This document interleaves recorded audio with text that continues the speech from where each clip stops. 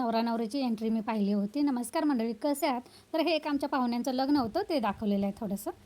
ह्याच लग्नाला जायचं होतं, त्या दिवशीचे सकाळचं रुटीन थोडंसं दाखवलेलं आहे. मी कसं कसं आवरून गेलेलं आहे, चला तर बघूया.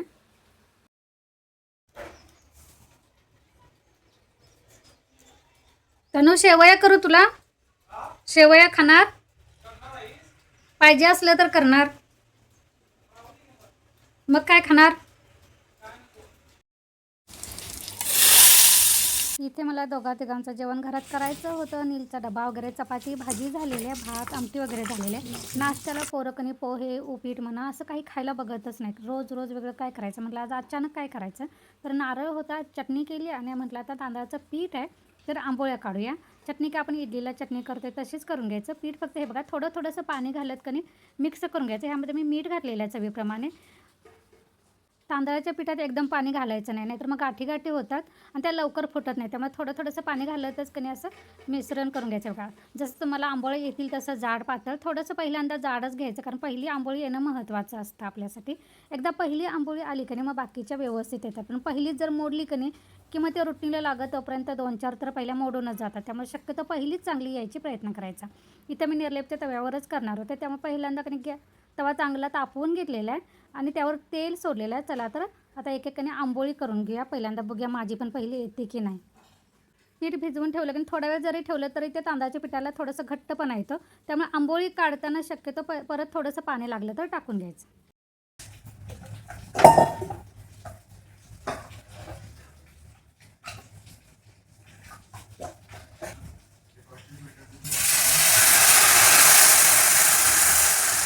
आंबोळी तव्यावर सोडली की थोडंसं इकडून तिकडून तवा असा फिरवून घ्यायचा, म्हणजे एका ठिकाणी जाड एका ठिकाणी पातळ असं होत नाही.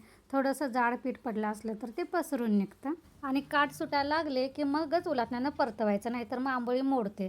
आणि कधी पण कणी थोडंसं झाकण ठेवायचं, त्यानंतर काढायचं, त्यानंतर परत झाकण ठेवायचं नाही.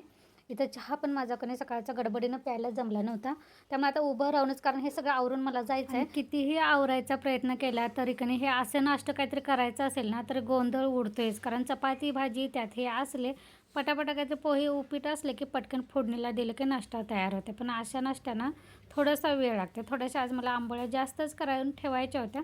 ह्यांची आत्या सासऱ्यांचे मामे भाऊ वगैरे ते इथंच येणार आहेत आणि इथून आम्ही मिळून सगळेजण जाणार आहे. त्यामुळे कोणी खाल्लं तर खाल्लं. सकाळ सकाळी कसं घरातून लवकर ते बाहेर पडणार, त्यामुळे कोणी खाते कोणी नाही खाते.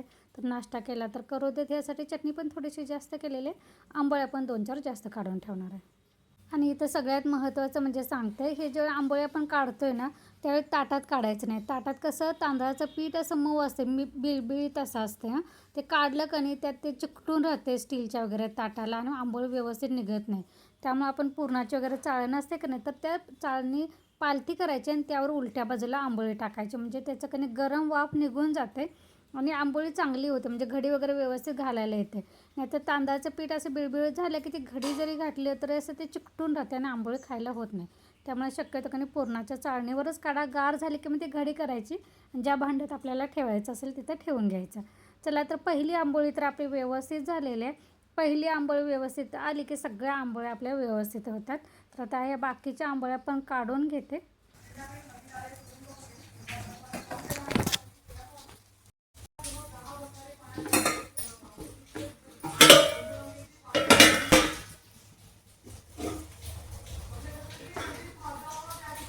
इथं आंबोळ्या होईल तसं आम्ही आता घरातल्याने सगळ्यांना नाश्ता करून दिला, म्हणजे एक तरी सगळ्यांना नाश्ता देऊन घेतला, म्हणजे आवरते असं कामं.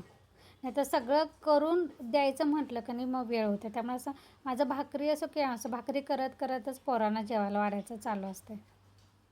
हे मी तुम्हाला दाखवण्याचा प्रयत्न करत होते, अगदी व्यवस्थित दिसावं असं. थोडंसं कणी बघा दिसते का व्यवस्थित, असं पुरणाच्या चाळणी काढल्यानंतर किती छान आले.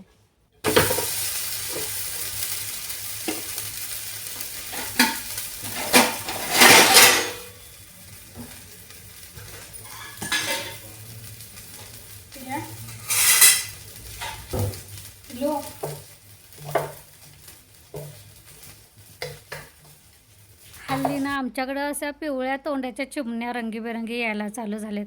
ह्या थोडंसं पाऊस सुरुवात झाले की नाही यायला चालू होत्यात आणि आता पलीकडल्या शेतात येत होत्या. त्यामुळे पलीकडल्या काकूकांनी मला आवाज देत होत्या, कारण मला ते बघायला आवडते म्हणून.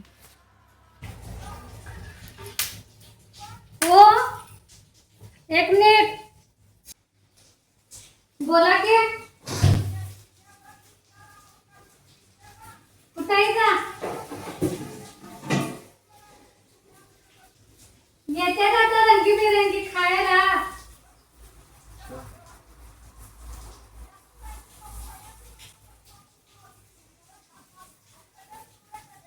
होय त्यानंतर आवरून मग आम्ही लग्नाला गेलो. चला ह्यासोबतच आजचा व्लॉग इथंच बंद करते. आवडला तर लाईक करा.